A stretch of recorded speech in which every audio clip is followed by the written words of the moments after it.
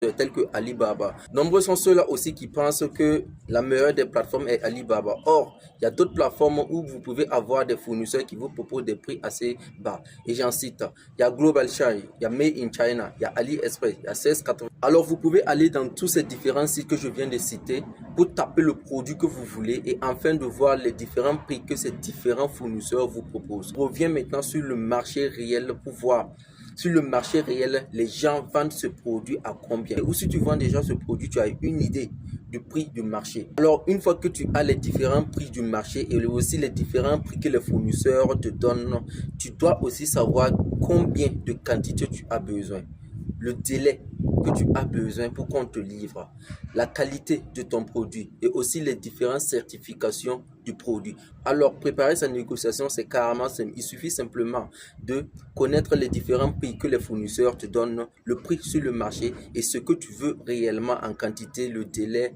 la qualité. Une fois maintenant que tu as toutes ces informations concernant ton produit, tu es à 60% d'aller négocier avec ton fournisseur. La deuxième des stratégies est la négociation en elle-même. N'utilise pas tout ton budget pour acheter ton produit. Une fois que tu as établi la qualité, la quantité du produit que tu pars pour acheter, tu vas énumérer aussi un budget pour aller l'acheter. Mais l'erreur que nous faisons tous, c'est quoi? Lorsque nous énumérons le budget, nous utilisons ce budget pour acheter tout le produit. Ça, c'est une erreur. Parce que lorsque le fournisseur te donne le prix, tu ne dois pas automatiquement lui demander de diminuer le prix. Par exemple, si tu as 500 000 francs en main et que le fournisseur te donne le prix, que tu calcules que tout s'élève à 1 million, tu ne dois pas paniquer. Tu ne dois pas aussi lui demander de diminuer le prix. Non.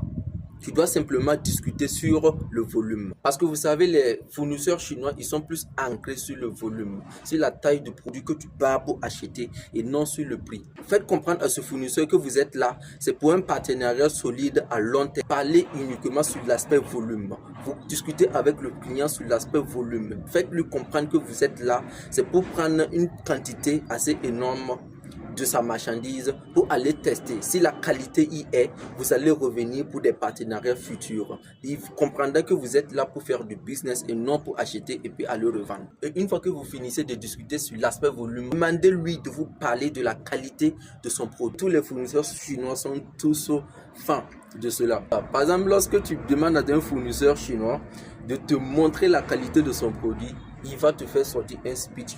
Il est plus fin parce qu'ils se disent que non, les gars, ils vont reconnaître la valeur du produit que je suis en train de mettre sur le marché. Demandez-lui le délai de la livraison et aussi le délai de production du produit. Discutez plus sur le délai du produit. Montrez-lui que vous êtes plus ancré sur les heures. Vous êtes plus ancré